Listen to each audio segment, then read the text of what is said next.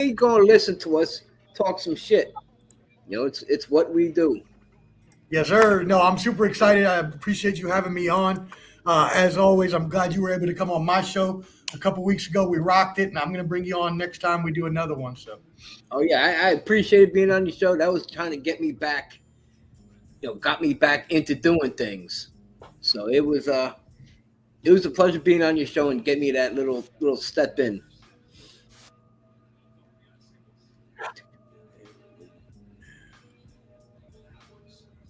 Okay. So Omar, let me ask a question. What do you think about your what do you think about your Mets getting their ass kicked right now and what they did for the trade deadline? oh my goodness. First of all, getting our ass whooped lately has just been kind of depressing. Now, I do know we won six in a row a few weeks ago, but then getting swept by the Padres last weekend, and then coming back to not have a great showing against the Pirates, it's not a good look. You want to be able to keep up the consistency. And that's one thing the Mets have not done this year has been consistent all year long. They've been so up and down. They Yep. started the year.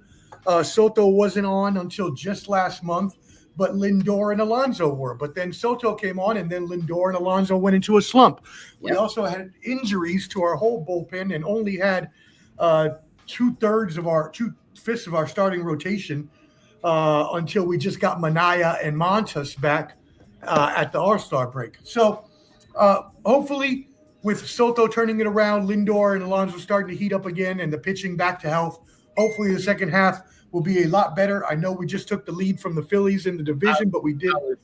I was just gonna say they finally just got on the board now. The Mets. Alonso hit a 3-run home run. He drove in Lindor and Soto. The polar bear, baby. So they The are on the polar board. bear.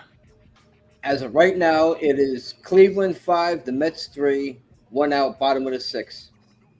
You got Mark Vientos up. So you guys are I've been Alonso's actually 3 for 3. 3 for 3, 3 RBIs. Good for him. Still sucks, but good for him. I mean, again, look, the Phillies are going to be a hard team to hold off, right? They have an amazing pitching staff. They've got a deep, deep lineup. So I'm not going to, and we talked about this on the show last week about how the Mets are always, giving up big leads in the division when they have it close to the end of the year. It's happened now 3 times in the past 10 years that we actually had a lead at the end of the year and we ended up blowing it all away, either to the Braves or the Phillies. So That's is what it is. Philly's another team that they're in my opinion they're underperforming also. Because they got a really good team, and for Philly they're 15 games up in 15 games up in the win column, 63 and 48. With the team that they got built, you would think it would be a little bit more, a little bit better record. And you look at their runs scored, 516, good number, but they've given up 448. So that's a differential of 68. They could work on that. They could definitely work on that. Yeah, I mean the Phillies have not been playing up to their potential this year as they have in previous years. But also we got to remember Philadelphia is a second half team. They always play really, really well in the second half and in crunch time down in the pennant race. So again, I'm not going to count them out at all because I expect it to be a dogfight all the way to the end. It should be, and I spoke, I think on your show, and I also spoke last week on my show, that if there's a dark horse in the National League, Mets might be that team. Because LA is LA, with their fucking people. They got like $2.4 billion deferred for like the next 57 years, for Christ's sake. So it eases up on their salary cap for these years, which is that's a whole nother story. Well, you can say that, sir, but every time I seem to turn on one of your shows, all I hear is a bunch of Mets bashing, except when your cousin was on last week because you were trying to be nice to family. So I'm gonna need you to stop because you're a Mets hater, and you might as well just go ahead and talk that shit. Hey Omar, that's where you're wrong. That's where you're wrong. And you could ask my man Carlos that's commenting. I don't bash the Mets because honestly, I have nothing against them. They're not in my division. What they do has no bearing on the Yankees unless they play, like Tampa, Boston, Toronto, Orioles. That's where the Mets, I root for them. But I'm not a Mets hater. I'm not a Mets fan. I'm just a baseball fan. I tell it how it is, tell it how it was, and tell it how it will be. Well, I mean, I think that every New York fan is going to be like that, right? You have to pick one or the other, right? I mean, that's the point.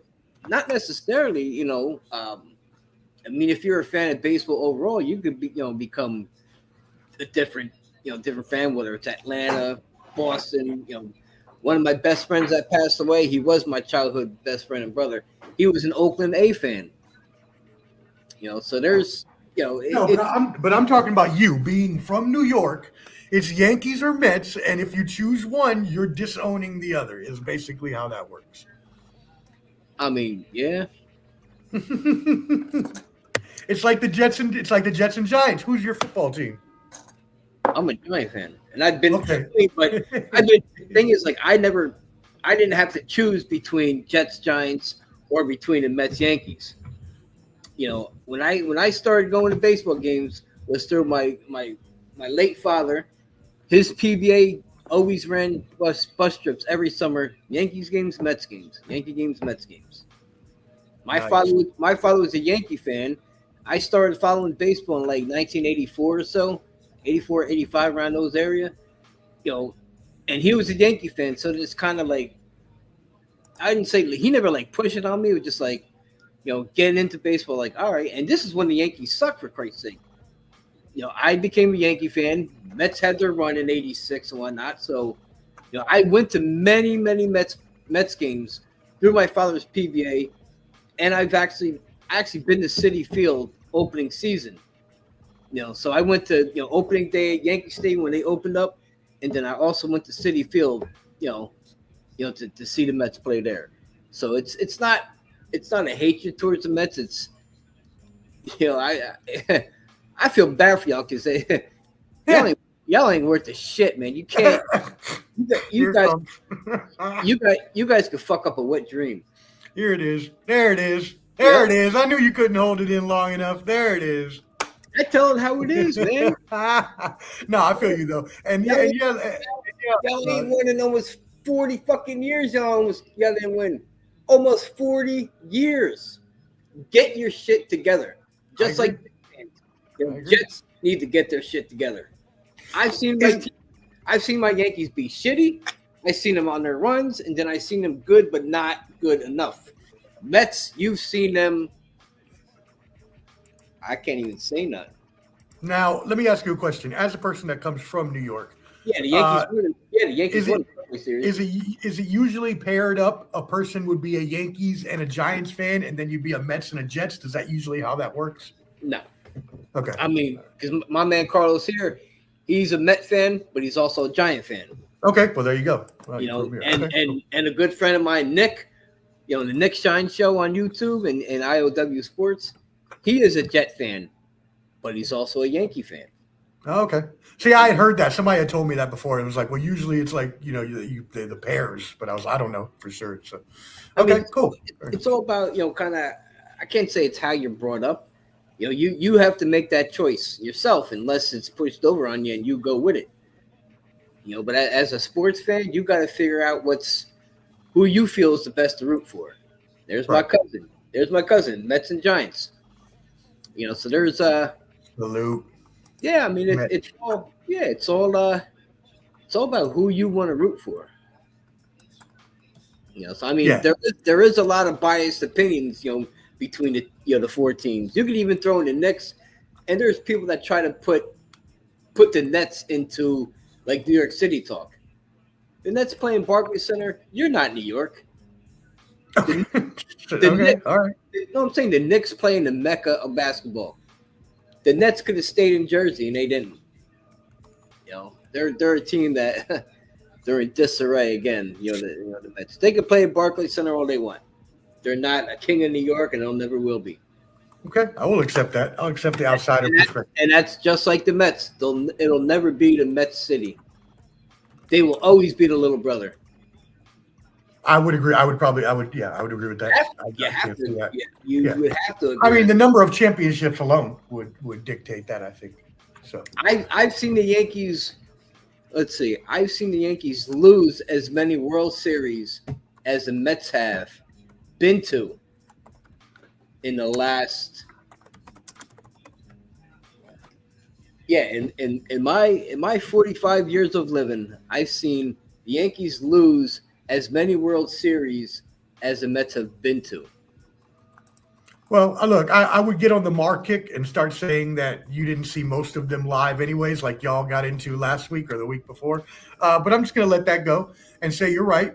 And the Yankees are definitely the bigger dog on the block when it comes to New York baseball. Can't say that anything about that. But look, I like being a Mets fan, even though they break my heart a lot. They're very scrappy, lovable bunch, and I've always been a fan. I was alive for the '86 championship and remember watching it with my dad. It was my first baseball memories. So I love that team. Yeah, I remember the '86. I remember watching that. You know, they had a badass team, even though they were all yayed up. Oh yeah, they were. You know what I'm saying? They was yayed up, you know. Scarface, they was for months and years. But they had a dope squad. Don't get me wrong, they were good, but they were never able to run with that. They had a good team in place, and they floundered and couldn't do shit after '86. They were good, but not good enough. No, you're right about that. You know, then it took y'all 14 years to make it back, only to lose to the Yankees, of course. You know. Yes, thank you for reminding me. And then losing to Mars Royals. Like, damn it, I got both of y'all that beat us in the series, both on the same show right now. You're lucky I didn't wear my Royals jersey tonight. I will though. I will one day. Well, look, what I'll say is I think the NL East is again going to be a dogfight, just like it will be. I mean, if we're looking at it right now, when you're looking at most of the divisions, if you're looking at the standings, the only, I mean, hold on, let me take a look again, because when I looked earlier today, if I remember correctly, the Tigers are the only team with more than a 5-game lead. Let me see if I'm correct. Yep, that is right. They're at 8. They're at 8.5. 8.5. No other team in the league has more than 3.5 games. So that means every other division is most likely going to come down to the end of the season. And so I'm really looking forward to all of those races. Can the Padres and the Giants keep up with the Dodgers, or does the Dodgers' firepower really just overpower them? The Giants won't. Giants were sellers. You know, San Diego, they put all their eggs in a basket. So San Diego is going to give a run for the money to LA. You know, I'm curious to see. You know, even though I know the NL East, with the Mets and whatnot, I'm curious to see how the Central is going to play out. You got Milwaukee sitting at 67-44. Then you got the Cubs sitting at 65-46. Milwaukee's up 2 games on them. That's going to be interesting. Actually, the Dodgers are up 3 on San Diego. Interesting. And then you go up to the American League. You got Houston sitting 2.5 above Seattle. Seattle made a little bit of move. So did them cheaters in Houston. Well, we'll see if Carlos Correa makes any difference, or Arias. But yeah, I hear you. Yeah, they're gonna. But I do want to go back to what you were saying about the NL Central. I really like that coming down the pipe because that was major pause. The Cubs. We're actually leading most of the season, leading that division, and then the Brewers got hot about end of May. Christian Yelich has really been having a bounce back season, and the Cubs, though, I believe they are the better team all around. So I believe the Cubs will end up pulling this out down the stretch. But the Brewers are obviously 7-3 in their last 10, so they're playing good ball right now. And I did say on your show, I called Chicago Cubs, Yep. to make You the did. World Series. That's just my gut feeling. But hey, we're in the second half push now, so Milwaukee could really, really tear some shit up. Could be in a battle with the Cubs. It's going to be a battle in most divisions. Phillies being ahead of the Mets. Ha ha, Carlos. Um, yeah, Phillies up on the Mets a half a game. Ain't nothing. And then you go back to the American League, and then American League East. I don't see Toronto keeping up with this. I'm gonna say I think they're gonna fall off a little bit. Because if you look at Toronto's record, okay, 65 and 48, 17 games up, 17 games up in the in the win section. Mm-hmm.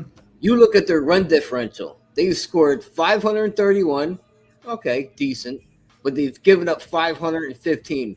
A, Oh diff, yeah, a that's differential not of good. 16 run differential. And you're leading their division like that. I think they're gonna have that fall off.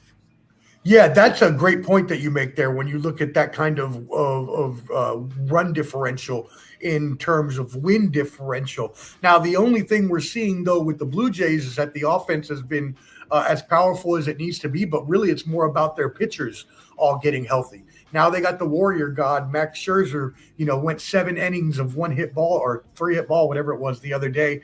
So he's back from injury. If their pitching staff can keep it up, I mean, that's a tough staff to beat. So that's the only thing I would be concerned with as a Yankees fan if I was, which I'm not, and I hate that just came out of my mouth hypothetically. But yeah, I think the Yankees will probably come back and take that. It all depends really, when does Aaron Judge come back, and can the Yankees go 500 until he gets back?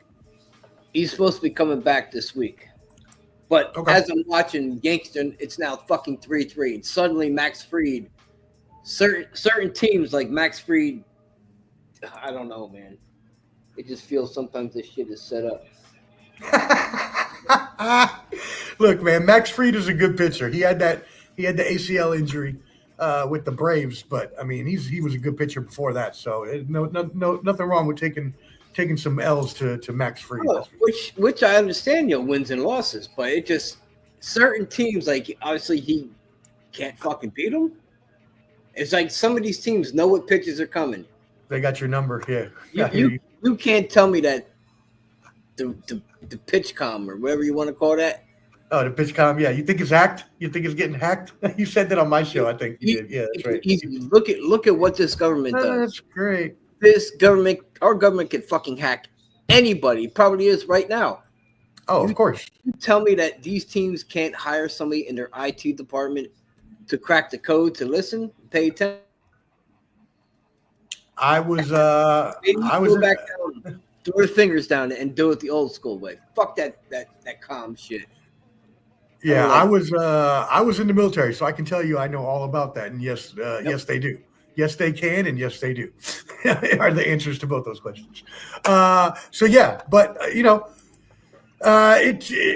look. The Yankees, if they have full power with Aaron Judge, are the best team in the AL East, in my opinion. But again, we just have to the Yankees would have to hold serve at least 500 until he gets back, whether that's this week or next week or whatever it is. Yeah. So. Jesus Christ, they're Hmm. fucking. You also mentioned the Padres, though. AJ Preller. How do you feel about AJ Preller going full AJ Preller at the deadline and trading? You had to look at this list. I saw it the other day. It was all the prospects that they traded, and they traded like 8 of their top 10 prospects for these relievers and Ryan O'Hearn and all the Mason Miller and the other reliever they got. So they traded away all of their prospects, all of them, because they going all in right now. They figured they got a window. Let's keep that window open and roll the dice, see what we can do. It's not a bad, especially when you got that many prospects from all the deals you have made over the last few years. That's true. You got those prospects. That's what they're there for. To be honest with you, if you're not going to bring them up, I mean, and they're highly ranked where you could get, these good players like Rhino Hearn. That was a great pickup. He's a good player with Baltimore. Oh, I agree. Yeah, I think it'll help them a lot. But again, the the Dodgers have so much firepower there. You would have to again. You'd have to have Bogarts is going to have stay at least stay somewhat consistent the rest of the year. Tatis is playing great, so you got him there. Obviously, Machado Yeah, is say Machado. getting a little older, but he's still got a little bit of a bat and a good eye.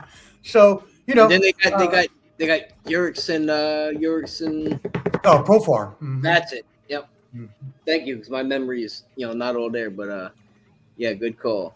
No, but listen, you served. yeah, I was in the Air Force. Yes, sir. You were damn right. I know you can't see me, but hey, salute you and thank you for your service. I appreciate you, brother. I can see you. You can't see me. Okay, I appreciate you, man. You serve for our country. I appreciate you. Thank you. Hey, I really appreciate that. It was an honor and my pleasure, and I would do it over again in a heartbeat. Yeah, I did 6 years Good. in the Air Force. I was luckily stationed, as most people would say, in Hawaii for 3 years. I was stationed right next to Pearl Harbor at Hickam Air Force Base, and then I was stationed at the Pentagon for 3 years after that. Interesting story, man. That's a hell of a thank you right there. Appreciate you. Hey, thank you, brother. But yeah, no, it's definitely the league that we're seeing this year is because we have to realize that every year it seems to go back and forth. It vacillates between what's better, pitching and hitting. And now we are seeing a lot, and we talked about this on the baseball show last week that we had, but pitchers these days are not even going 4 or 5 innings.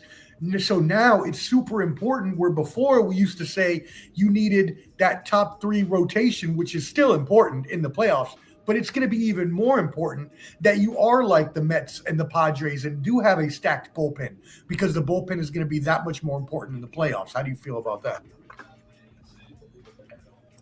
Yeah, my cousin Matt, who's named after me, he says thank you for your service also.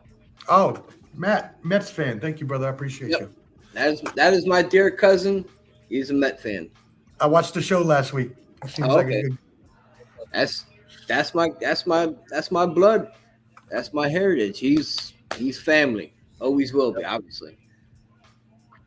But Max Fried, he got through 2 innings now. You know how Max Fried has been pitching this year? Right now, he has gone 2 innings, 5 hits, 4 earned runs. Yeah, that's not great. 2 strikeouts to a walk. 49 pitches in 2 innings. Yeah, that's rough. That's rough. But and you look at Patrick Corbin from Texas. 2 innings, 61 pitches. So he's thrown 12 more in the same amount of innings. Patrick Corbin has not been good since the Nationals won their World Series. He completely fell off a cliff after that year and never recovered. He had like a 5 ERA for the Nationals the past 5 years. I know, because I'm from DC. And then he went on to suck at this new team. And again, it's not his fault necessarily, but he just lost it. He lost it after that championship season. It disappeared. Oh yeah. So let me ask you straight now. What do you is Fried cooked? No, he's not cooked. It's like, because he pitches lights out one game, and then it seems like all of a sudden, like, these certain fucking shitbox teams all of a sudden could figure him out. I don't know. This shit is all rigged to me. It's all scripted. Am I blaming that on Fried's? I don't know. He's good, but he's not cooked. But let me ask you, Omar. How do you feel about the Mets and what they did at the trade deadline? What was your good points and what was your bad points? The good point would be definitely stacking the bullpen and making sure that you have a bridge from your starters, who, by the way, as I mentioned earlier, our starters, 3 of them were injured for half of the season. So these pitchers are still working up. Frankie Montas only has 2 starts under his belt. Kodai Senga was hurt for May and June. So these pitchers are going to be working up their innings, but they're not going to get enough to where they can get enough work before the end of the season where they're going to throw 6-7 innings in the playoffs. They're just not going to. They're going to go 4 or 5 innings, as I just talked about with all the other pitchers. The Mets definitely will, because again, they're not ready for that type of workload. So they're going to go 4 or 5 innings, but now you got relievers that can actually bridge you to Edwin Diaz, who was just named reliever of the month this past month for the National League earlier today. And so I really like the relievers that they got, but what I do not like is how much we gave up for Taylor Rogers. Now, look, I get it. He's good. He's got the 2.3 ERA over the past few years. Fine. I am a fan of Buto. I thought he was good as it was, and it was really funny, actually, because I was in the middle of just moving stuff out of my old apartment, and I quickly looked and saw the notification, Mets trade for Taylor Rogers, trade Jose Buto. And I was like, damn, I actually like Buto. And I started thinking, I was like, I mean, I know he's not as good as Rogers, but like he could be in the future. And so I was like, well, okay, I'm fine with that straight up, whatever. I didn't read the whole notification. So later when I actually pulled it down and saw the whole notification, I saw we then gave up our number 10 and number 12 prospects. Yeah, yep. And I don't like that. No, you didn't need to give up that much. Give up just Jose Buto, maybe one prospect, definitely not both. Blake Tidwell, live arm from here in Tennessee. I didn't like them giving him up, especially, even though they say his control is not going to be good enough to make him a starter, more of a reliever in the future. But still, I just think it's too much. And I think that even though, like you said earlier, we gather these prospects to be able to trade them, especially in baseball, that's a thing.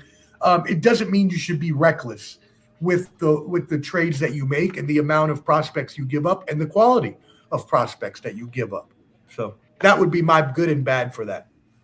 One of my because I go to what's called a neurotherapy Monday through Friday.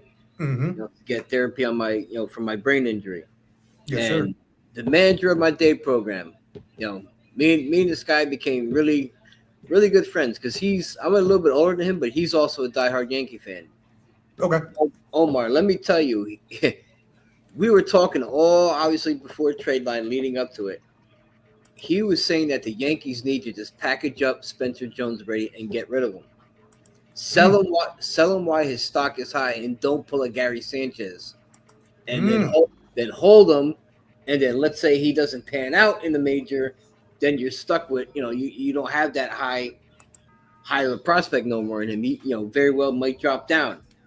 So he was saying package him up, go get what you need. Who else did he say?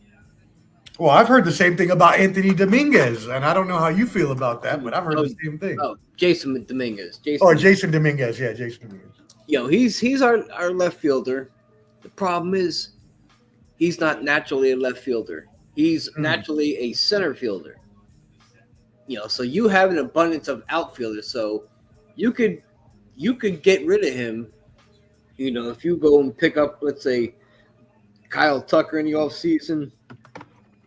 I don't know, exactly who they could have got, for Jason Dominguez, but I would have no problem shipping out either one of them if the price was right, who they were going for.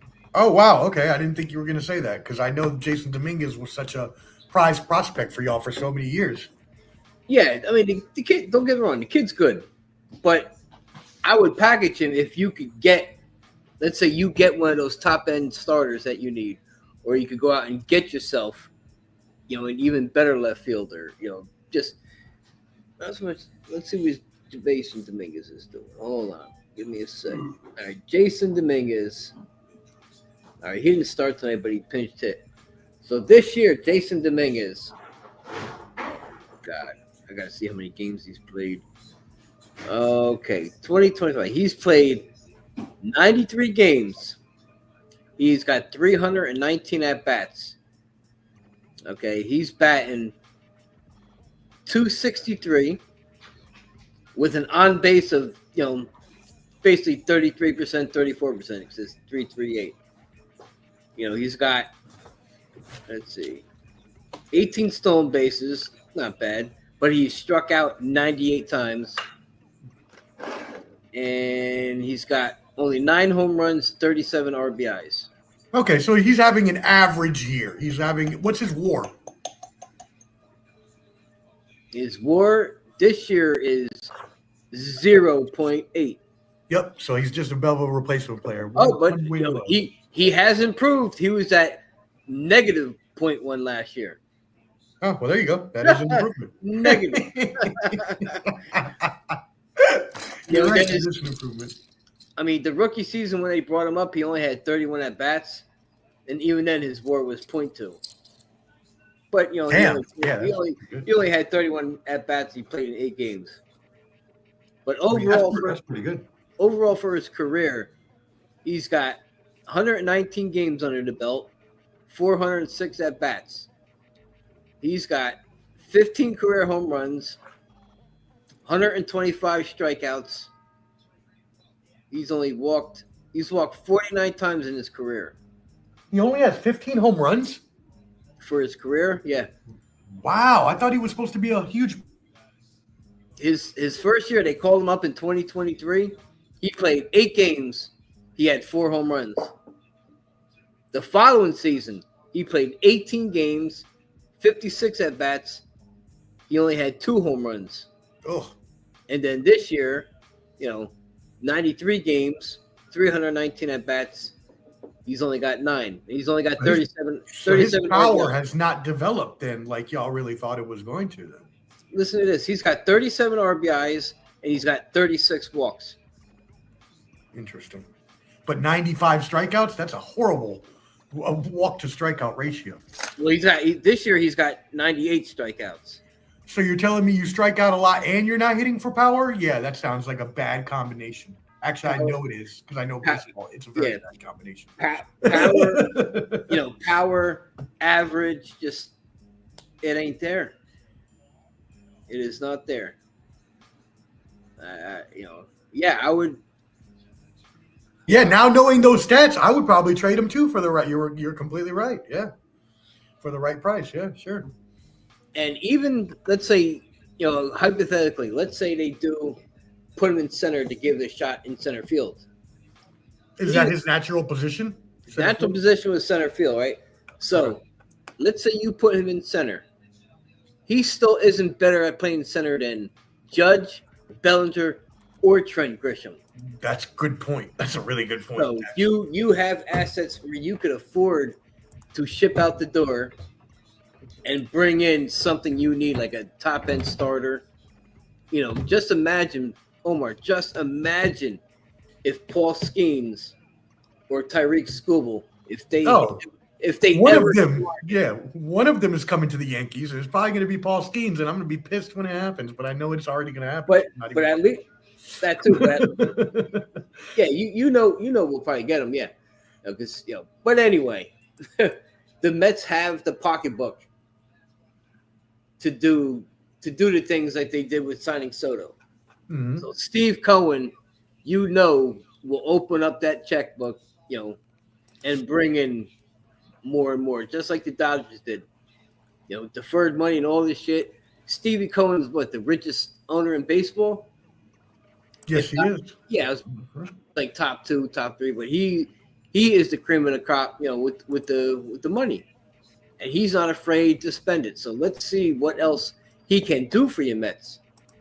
Bringing in Soto, okay. But what else are you going to bring him? Because that one man is not going to make your team a World Series champion. But I think also you need to look at it as the fact that it's indicative of what he is doing as an owner and that he's not afraid to spend that money. And you already know he's a very, very wealthy man, hundreds of billions of dollars or whatever the fuck he has. So, excuse my language. So he's going to continue to pay for players. The only thing is the luxury tax, or not luxury tax, the luxury tax in the NBA. What is it that they have in MLB? It's similar to the luxury tax. It's like penalties for draft picks and things like that when you're spending. Oh, it's not the luxury tax, but you know what I'm talking about. Yeah. They do have luxury tax in baseball. Oh, is it called luxury tax too in baseball? I thought that was just basketball. Okay, so there you go. Yeah, luxury tax. If you go over the allotted amount of money, you're supposed to, not supposed to, like, let's say, a number. Let's say if your payroll goes over 300, you have that luxury tax for however much you spend above that. Right. Oh, that's right. Yeah. You're right. Yep. There is a luxury tax. That is what it's called. Yep. You're right. And on top of it, you lose draft picks. So the Mets, they lost their first round draft pick. It dropped 10 spots all the way to the end because of the fact that they were over the luxury tax last year. It's gonna happen. So and that's the shit part. That's the shit part about LA, that they could keep rolling out these people and not have to worry about going over payroll and luxury tax. Yeah, I'm not sure how I feel about them letting them do the. Now, I mean, everybody could do it, so it's not like the Dodgers are doing something illegal. It's technically legal to do, but if they're the only ones doing it and no one else does, it just seems like something that shouldn't probably be done if not everybody's going to do it. Well, in my honest opinion, like, I feel these guys are still getting paid. Let's say like Ohtani. You gonna tell me that Ohtani's making like $4 or $5 million this year? Well, he's making so much in endorsements, it wouldn't matter anyways. But yeah, there's no way that LA is paying him only $5 or whatever million it is this year. No fucking way. Damn well he's getting money wired to him that he didn't know about, that got wired from his translator. He's getting paid money by LA more than what they're saying is on the payroll. That's where you have the manila envelope type deals back in the day. Yeah, a little money under the table, baby. A little cash under the table. They won't know about this cash. Here you go. Here's 12 million. Boom. Here. Take this. Yeah. All in ones. Not even in hundreds. All in ones. All in ones. He could hit Magic City for some wings and cheeks. Wow, he went there. He took it to ATL. My man. Oh man. How was it though? It was amazing, including Magic City. It was tremendous. Shout out to Rocky, nice dancer there that engaged with for a long time during the evening. Oh God, I love it. Yeah, I got some wings. They called me Orange Pepper O by the time I stepped out of there. But no, it was a good time. The wings were as amazing as they said. I did really get the lemon pepper Lou ones, but I got the barbecue style. They have a barbecue style lemon pepper Lou wing. That joint was fire as fuck. Now the wings were a little small in terms of like the chicken on the actual like bone, like how much chicken there is. It wasn't like plump wings or anything like that. I'm trying to say nothing pause-worthy while I'm describing this, but it was still really good. They were smaller wings, but they're still really good. But the dancer's cool. It was a lot smaller than I thought. Like I thought it was going to be a huge club, but it's not. It's so small. It's like one room. That's what she said. That's what she said. Hey!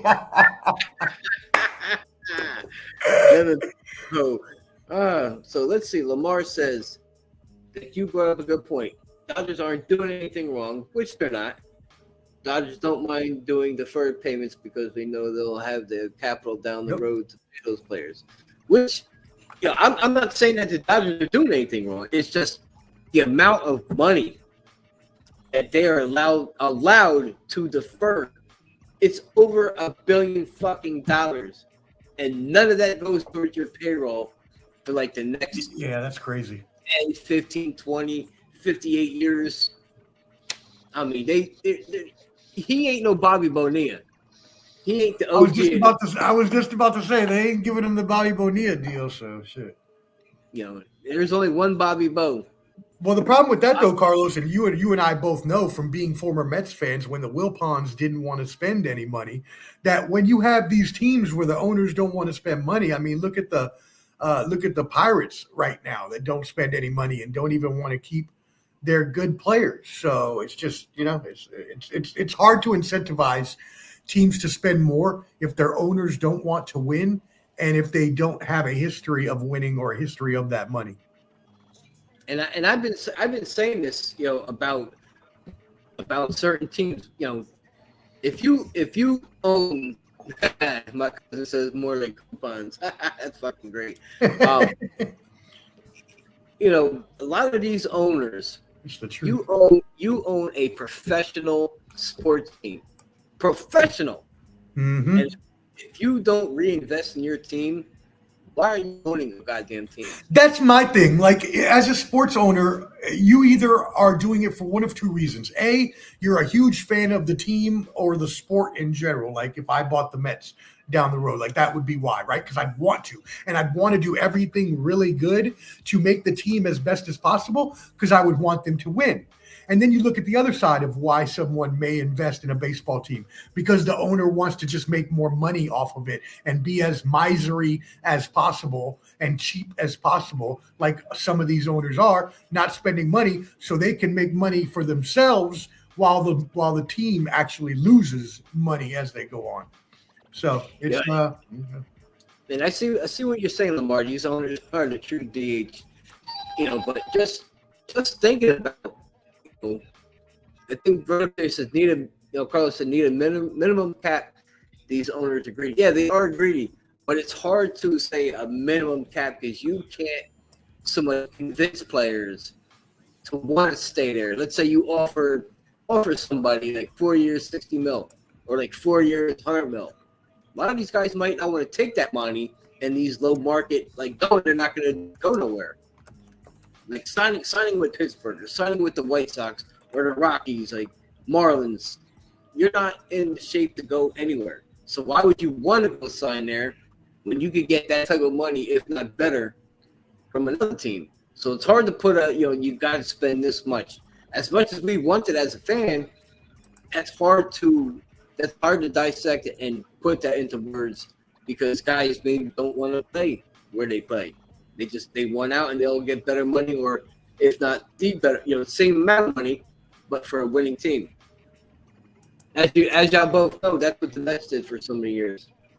But the thing is, even if you're an owner that only wants to make money, wouldn't you want to make money by winning, not make money by losing and just being cheap? Like, it would be more advantageous and probably more enjoyable for the owner themselves if they actually just tried to win and spend some money. It's a lot of these teams, I just feel. Ooh, Mets tied it up, baby. Mets tied it up. Yankees are losing. Let's go. Alonso, 4 for 4. Is that 4 for 4 today? Ooh, let's go, Pete. 4 for 4. Let's see what his average is up to, though. 5-5. Big Pete is still batting .267. And you look at it, he's got he's batting. Well, he's never hit for average, so that's not like a thing anyway. Here's going to be a rundown.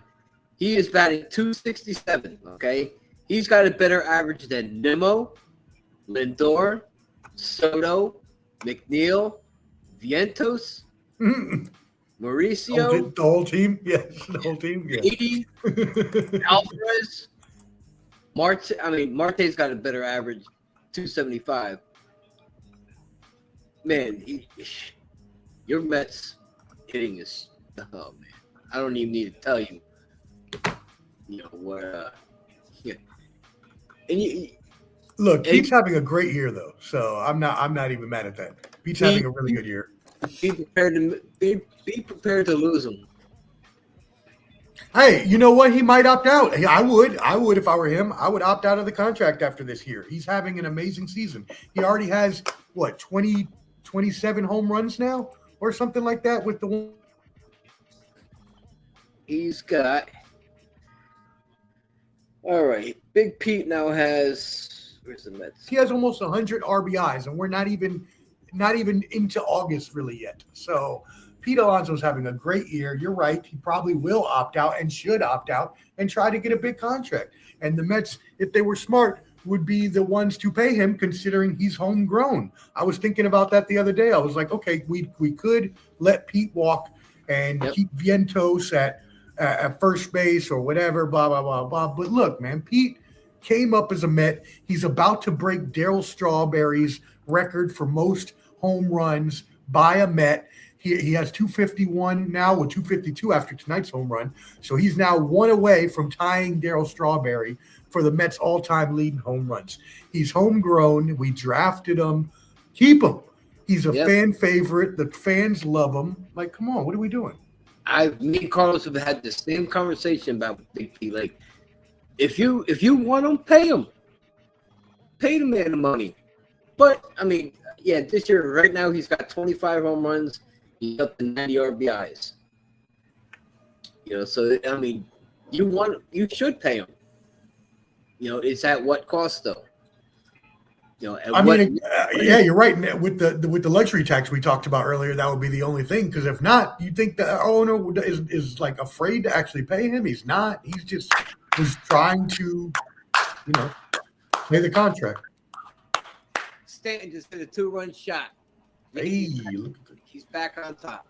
427 feet, 150 miles per hour off the bat. That's what he does. It's the only thing the Yankees can. I was about to say.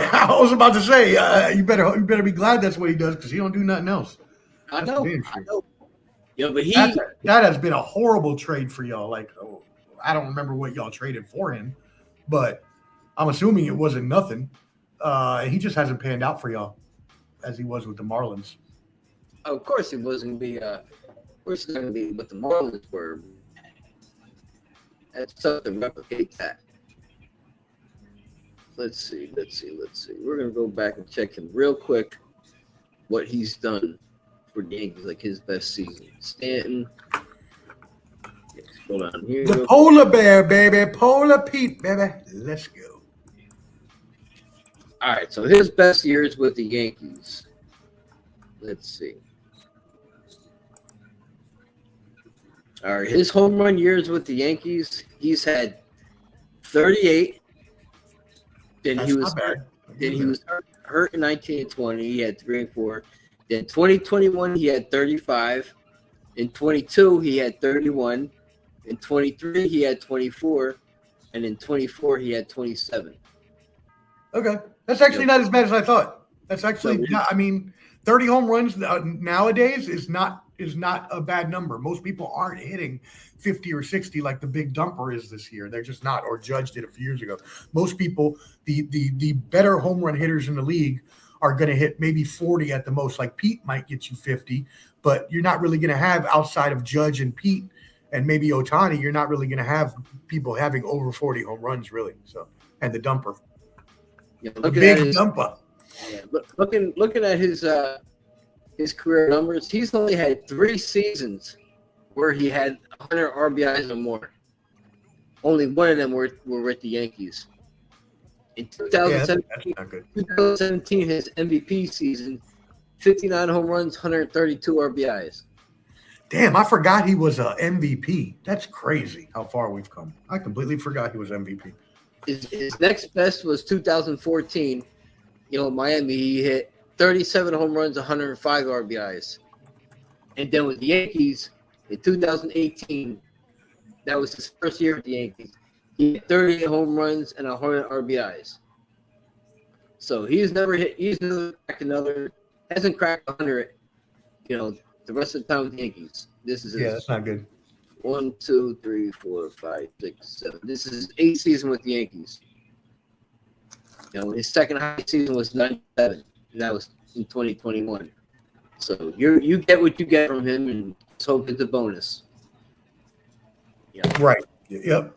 Your nemesis, the Red Sox, up big 8-1 over the Royals. Yeah, Royals are losing. Mar's Royals. Yeah. How you feel about that, Mar? Blue Jays up 5-0, top of the third already. 5-0 over the Rockies. Rockies suck, man. The Rockies are going to be worse than the White Sox were last year. They're going to break that record that the White Sox set last year. Yep. Tigers. Okay. Schoolboy pitch. No, he did not. Yeah, we're looking at Toronto. Toronto's got a solid team, but I don't think they're going to be able to hang. I think they're going to fall off. Red Sox, I think they're going to battle and fall off. Giants, Padres, no. No, Brewers beat the Braves 3-1. Phillies, your Phillies won 13-3. Yeah, they kicked the Orioles' ass. Reds and Cubs are in a good one, tied up 2-2 in the sixth. Yeah, 2-2, 6th inning. Yep. And then of course you got the Mets and Indians top 9. So Mets are going to be about to be coming up to possibly walk it off. Yeah, let's go, baby. How do you feel about the Orioles being so bad this year after being so good last year? I don't want to be honest with you. Like, if they are talk about underperforming, they got so many top prospects on the major league level already, and the shit is just not connecting. Shit is not connecting. I mean, they traded away O'Hearn. Mm-hmm. You still got Adley Rutschman. You got Jerzey. Which one of them? I forget which one they have, but they have quite a few pieces. They're gonna want them unloading. Oh, Jackson Holiday. Holiday. You're thinking. Yeah, I knew it was something Jackson, just didn't know which one. But yeah, they're gonna have a fire sale, I think, in the off season, because they're going nowhere, and they're going nowhere fast. I don't know how much they're gonna want to invest in these guys. Baltimore is not known to Baltimore ain't known to sign these 8, 9, 10-year contracts unless your name is Davis. Right. They don't stand is giving y'all your money's worth in the post. Yeah, he has, but and it's like opposite.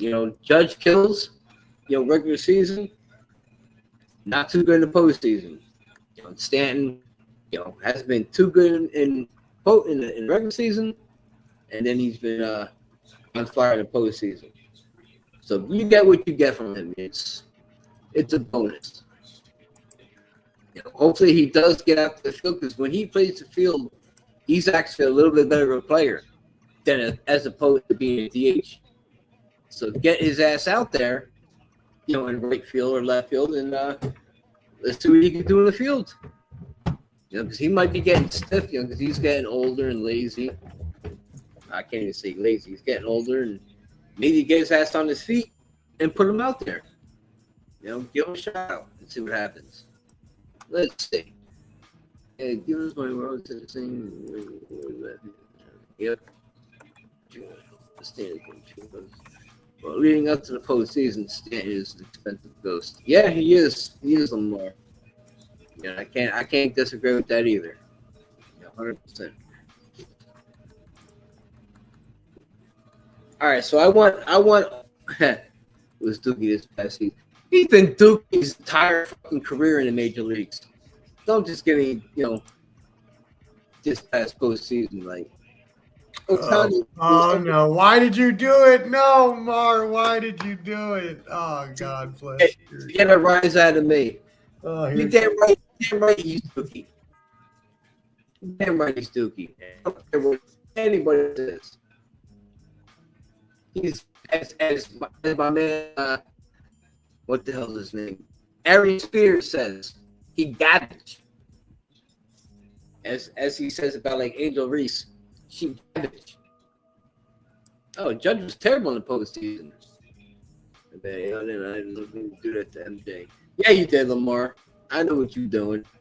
Yeah, you know what you're doing, Mar. You knew what you were doing, and you knew I was on here, and I was gonna have to deal with it. He knows damn well that I'm not an Ohtani fan. I just hate how he gets treated is just baffling. I mean, but come on, man. We haven't seen anything like him in forever. He pitches and he bats at a high premium level. You can't be mad at that. Did he part the sea like Moses? Did he part the sea like Moses? No, he didn't part the sea like Moses, but that don't mean that he's not one of the greatest baseball players of all time. He's not one of the best players of all time. No way. I mean, he's on a better trajectory than Mike Trout was. Mike Trout in his heyday is better than Ohtani, hands down. I don't know about that. Mike Trout, in his prime, Mike Trout, hands down better. Look, they were on the Angels together. What did Ohtani do? Didn't bring him a title. Well, neither did Mike Trout. He was there for 8 years, 10 years. He still ain't done nothing. What do you mean? That don't mean nothing. What I'm saying is they brought Ohtani in to pair with Mike Trout, and they didn't do shit together. Nothing. Yeah, no, you're completely right. You're not wrong about that. Yeah, you're completely right. Mike Trout needs to leave and he needs to come back this way. You know, he's from Jersey. I know he's a Phillies fan. He's got to come back this way if he wants to, to win a title. You know, I know he wants to be faithful to the Angels, but you've made enough money. Do you want to win a title now? Oh, I completely agree. Yeah, he needs to get the hell out of. Yeah, he needs to get the hell out of Anaheim. Yeah, he's like one of those that waste his career away, putting up all the numbers. And like I said, I understand wanting to be loyal to your team, but at what point do you say, like, man, I just want to win? You know, yeah, he's given enough. He's given enough. It's like when Damian Lillard left Portland. It's like, I gave you my all, and now I need to want to go win, and we're not going to do that here. Sorry, you should be happy for me. That's it. But yeah, I agree with you. He needs to get the hell out of there. But I don't know that he's going to. I think you're right. I think he's maybe too loyal. It might be the issue. And to answer my cousin, he says, I'm Mike Trout, does regular season WAR really mean anything if you don't win rings? I don't think WAR should mean shit, to be honest with you. That wins above replacement shit, you can't always look at that, because if he's on the field, let's say the Angels are 10-1. If he's off the field and they're 5-6, 4-7, that's can't always blame one player. And I agree. I think that WAR isn't like an end all be all, but it is a really good measurement statistic. So in terms of like comparing players, if you want to look at, okay, we got Mike Trout, let's see what his WAR was this year or last year versus another player that we might want to pick up in free agency. That's a good barometer of how good a player is, and when you're doing measurements in terms of free agencies and trades and things like that. But yeah, your cousin is completely right. If you do have 10 WAR, but you still don't win a ring, then it was all for nothing. So. Which might happen with Soto. You never know. It could. You're completely right. I mean, it could. Now, I do agree with your cousin. He said last week we're going to win at least one, possibly two. I agree with that. I think we're going. I'm pretty sure we'll win at least one with this core that we have over the next few years, and then hopefully again. But yeah, Soto's not. He's going to be a DH sooner rather than later, and as long as he can hit, and look, hitting is a skill that has been shown can be carried into your 40s. Hank Aaron was a great hitter into his 40s. So Ichiro was a great hitter into his 40s. So people can be good hitters, and he's one of the best hitters on the planet. So yeah, Trout was the better defender. Yes, of course, agreed. But Ohtani pitches, and their offense is about the same. My bad. I didn't mean to step on you, MJ. My bad. No. It's just baffling because Trout is a better fielder right now. Always, sure, I agree with that. He's been a better fit, fielder since Ohtani's been up. But look at Ohtani; he's not playing the field. Trout has been hurt. He is still a better fielder than Ohtani, without an arm injury, without a shoulder or an elbow. Yeah, Ohtani can come in and swing a bat to the bases, but can't throw a ball. I mean, dude, he almost became the first 50-50 player ever. Mike Trout ain't never done that. Who cares about 50-50? I mean, that's a pretty big indication that you are a great player if you can have 50 home runs and 50 stolen bases, which has never been done ever before. That would say that's pretty good. Like I stated at the beginning of my show, I think your Ohtani hate has gotten out of control, my friend. You must not really know baseball and must not really know me. Ohtani, he is just a name that they're trying to put out there to attract the viewership, from Japan and other places just to see him. Acting like he's the fucking greatest thing since sliced bread. That's wild, son. That is so crazy. He ain't never walked on water. I didn't say that he did, but damn, I mean, come on, bro. You're not giving him any credit whatsoever. Yo, he couldn't even sell. Oh, get the hell out of here, Mark! Get out of here with that. Yo, he couldn't sell salt to a slug. Did Bobby Witt have a 50-50 season? Almost? No? Okay. Bobby Witt's better than him. Bobby Witt is not better than Ohtani. It's not. That's not even close to true.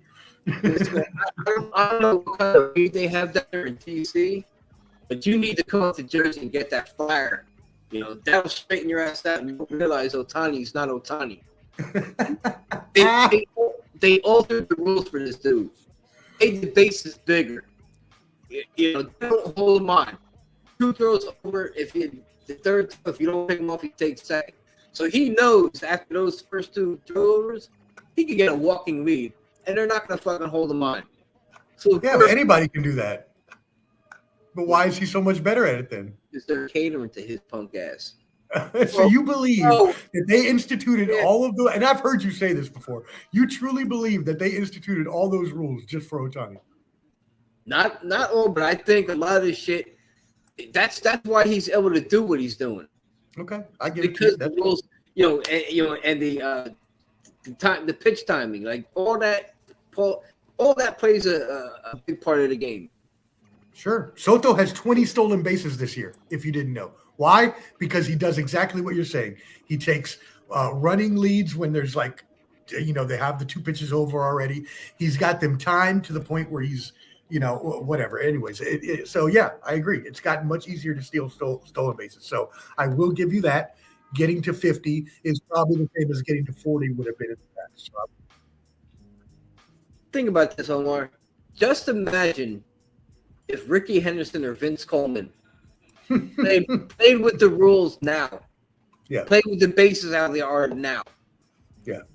How many stolen bases do you think they could have had in the – they were already putting up like 130, 120, 130 stolen bases without all these rule changes. Ricky would go for 250 and easily hit 250? I don't know about 250. I go with maybe like 175, 200. Bro, he was putting up 120. I'm gonna pull it up just to tell you exactly. He would have doubled, if not more, than what he did than what he did with the regular rules. At 82, at 162 games to get to 250 steals, he would have to average 1.5 steals a game. I mean, that's not on point, but that's just off the top. So it could be done. That could easily be done. Yeah, you're right. Listen to these 3 years. Listen to these 3 years going back to 80, 81, 82, and 83. Okay. So in 1980, he had 100 stolen bases. 100. Mm-hmm. In 1980, what do you do in 1980? That was 1980. I read to you. Sorry. No, you're good. He had 100 stolen bases in 1980. Mm-hmm. And then 1981, he played 50 less games. 50 less games in 1981. And he still had 56 stolen bases. Led the league in stolen bases. Led the leagues in hits with 135 and runs scored with 89. So the most ever that he had is only 100? I thought he would have had more than that. No, that was young on. In 1982, he had 130 stolen bases. Ooh, yeah, that's more like it. 130. And in 1983, he had 108. So you could get 250. He could. Yeah, he could. Sure. You could double those up. If you it would be somewhere between 200 and 250, most likely. Yeah. He led the league in stolen bases 1, 2, 3, 4, 5, 6, 7 years in a row. 1, 2, 3, 4, 5, 6, 7, 8, 9, 10, 11 years, 12 seasons. He led the league in stolen bases, and that was way before all this nonsense. That's crazy. Yeah. No, he was one. I love Ricky Henderson. I was a Mets fan, obviously, but my favorite player ever is Jose Canseco. the godfather of steroids. And so I loved Jose when he came into the league back in '86 when I was watching the Mets win the championship. Him and Mark McGwire out there with Ricky Henderson, Dave Stewart, Dave Parker, and the rest of the crew. I used to watch as many A's games as I would Mets games because obviously I wanted to watch Canseco play. So yeah, I know those. I know Ricky Henderson very, very well. Yeah, yes, you're right, brother. The godfather of steroids. I got him to autograph his book for me last year when he came for the convention. I've got him to put the godfather of steroids in that baseball was wrong. Like Carl said, stolen bases, they're ruined forever. That stack is it's changed. Can't respect 50 stolen bases, neither can I, because they're acting like Ohtani, like this is the first time anybody's ever hit these milestones. He didn't. Well, I don't hear about that. Like he didn't even lead the league in home runs last year. Didn't even lead the league. I don't think he led the league in stolen bases either. So why are they making a big deal? Because this guy went 50 and 50. Big fucking deal. Because I guarantee you, if whoever was the league leader in home runs didn't get to anywhere close to 50 stolen bases. That's why. Because usually you don't get power and speed like that. You don't usually have both. You have one or the other usually. It's rare to find that combination. Yeah, I agree to a point. I think that it was obviously unfair and it is cheating, but at the same time, there's been so much cheating in baseball. Like at this point, just at that time, just let them all do whatever the hell they want. Now, should they be in the Hall of Fame? No, I think if you're going to have men, there needs to be their own wing. But yeah, I mean, fuck it, whatever. I don't know. Look, one thing I will say, my favorite player in the world, Jose Canseco, was the first player ever with 40 stolen bases and 40 home run season, Mr. 40-40 himself, and that's when those stats mattered. So that's all I want to say. When it comes to the juice, okay, the steroid era, baseball needed that after the '94 strike season. Yep, you're completely right. That steroid era rejuvenated and brought baseball fans back. You are speaking big facts. That is total big facts. Here's one thing I don't agree with. Okay, you got shit in the Hall of Fame. They banned Pete Rose back in the '80s. Okay, so you had shit in the Hall of Fame that was Barry Bonds, Pete Rose, McGwire and Sosa Chase. You have all that shit in the Hall of Fame. Some of the greatest players ever. Yeah, no, I agree. Plaque? Why you have their million in there if they can't have a plaque? You're going to show up to fans like, oh, dude, look at Barry Bonds. He had 73 home runs. You see that baseball, like a caption to it. And then you look around, there's nothing else other than that memorabilia. That should not be in there if he cannot. How can his shit get in there if he's not allowed in there? It's tough. I mean, they got to look at the big picture here. They got to look at the big picture and with these guys. Because Barry Bonds was hands down, exactly. You can't tell the story of baseball enough. Yeah, he's one of those, power hitters. I mean, teams absolutely fear him, and that's kind of the treatment that Judge is getting right now. And I'm not saying Judge is Bonds, but he's getting that treatment. People are fucking scared of him. Walking him with like the second inning, walking the fucking guy. But what you would also say too about Barry Bonds, though, and like Roger Clemens as well, is that these players, or those two specifically, you could also maybe even extend that to McGwire and Sosa, but not as much so because they weren't as great of players. But Barry Bonds and Roger Clemens in particular were both Hall of Famers before they even started using steroids. Yep. So absolutely. And not that I know anything about steroids, because I've never done steroids. Wink, wink. But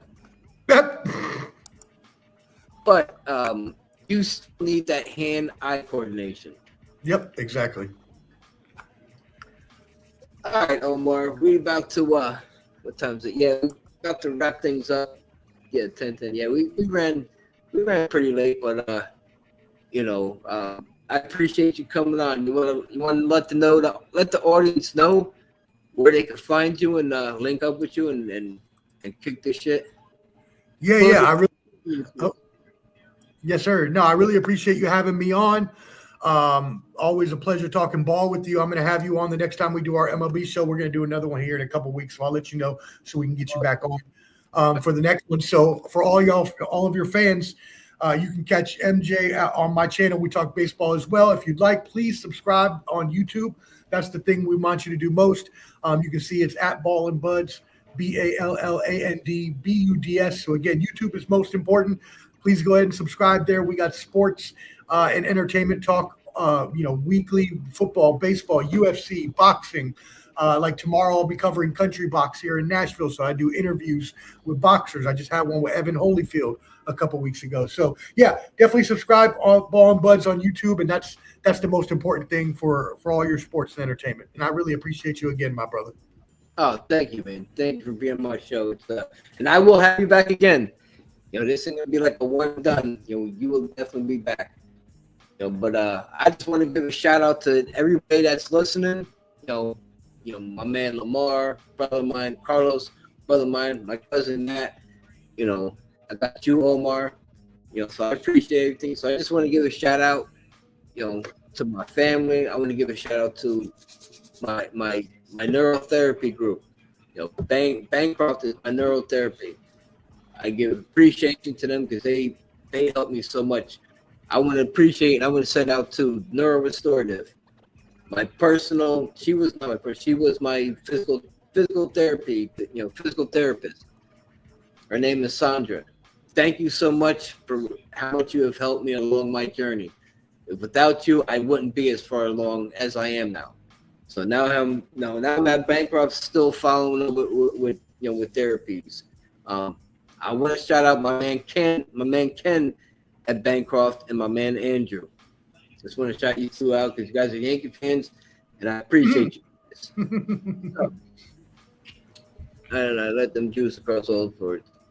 Oh yeah, LeBron James, he fucking juices. We all know that. But yeah, we'll get into that again, Carlos. Absolutely.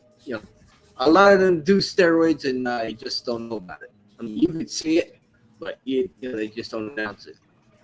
But everybody, I appreciate y'all. You can catch me on IOW Sports Network, always floating around. I'm here and there. Wherever you find me, I'm here.